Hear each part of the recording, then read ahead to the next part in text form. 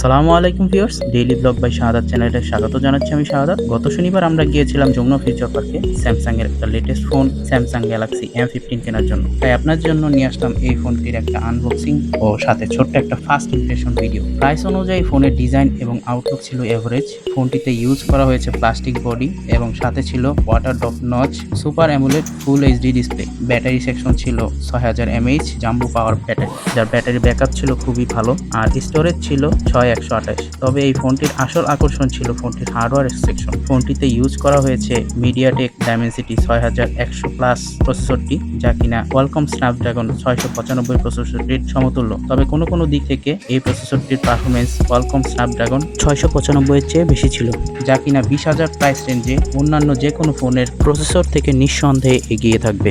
এই ফোনে ক্যামেরা নিয়ে কথা বলার কোনো অপশন নেই, কারণ এই প্রাইস রেঞ্জে one of the best camera দেয়া হয়েছে এই ফোনটিতে। তবে তার আগে বলে নিই, ফোনটি আমরা কিনেছিলাম যমুনা ফিউচার পার্কে স্মার্ট অ্যান্ড বেস্ট শপ থেকে। তাদের সার্ভিস খুবই ভালো ছিল। তাদের শপে স্যামসাং ছাড়া আরও অন্যান্য ব্র্যান্ডের ফোন পেয়ে যাবেন। তাদের শপের ফুল ডিটেলস ভিডিও ডিসক্রিপশনে দেওয়া থাকবে।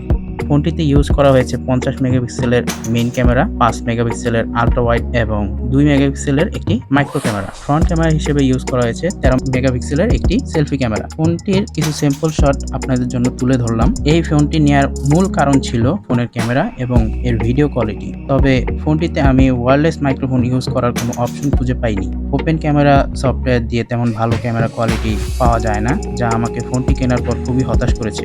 আশা করি ভিডিওটি আপনাদের ভালো লেগেছে।